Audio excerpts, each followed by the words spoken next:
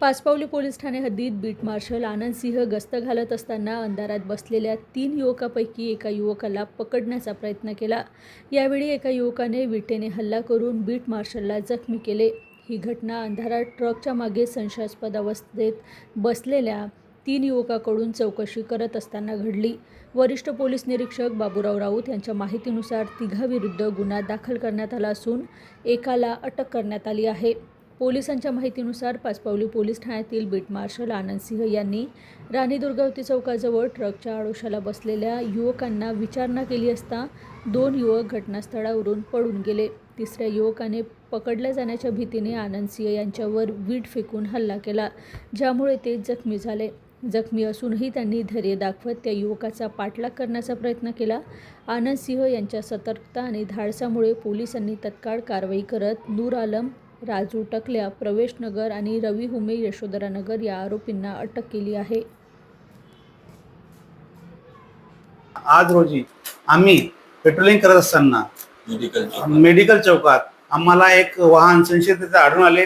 ते वाहनाचा नंबर सांगता MH02CW1604 हे वाहन संशयित आम्हाला दिसलं, म्हणून साहेबांनी आम्हाला आदेश केला की ह्या वाहनाचा पिछा करा। आम्ही त्याचा पिछा करत असताना आम्ही त्याला पकडलं आणि पकडलं असताना त्याला चालकाला नाव विचारलं असता किंवा त्याने तू का थांबला नाही या बाबत विचारणा केली असता त्याने उडवळीचे उत्तर दिले।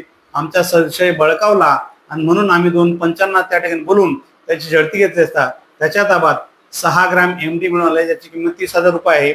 आणि त्याचप्रमाणे त्याच्यासोबत 3 मोबाईल मिळून आले। तसेच त्याच्या ताब्यात जी वाहन होतं हुंडाई एरोना ही सुद्धा त्या ठिकाणी म्हणून जिचा नंबर MH02CW1604 येण्याप्रमाणे असा एकूण 12,40,000 रुपयाचा मुद्देमाल मिळून आल्याने आम्ही त्याला ताब्यात घेतले व NDPS कायद्याअंतर्गत त्यांच्यावर कारवाई केली असून इमामवाडा पोलीस स्टेशनच्या अंतर्गत त्याच्यावर पोलीस हेड कॉन्स्टेबल अरविंद गेडेकर यांच्या फिर्यादीनुसार गुन्हा दाखल करण्यात आला असून आरोपीला ताब्यात घेण्यात आलेले आहे व त्याला इमामवाडा पोलीस स्टेशनच्या ताब्यात देण्यात आलेला आहे।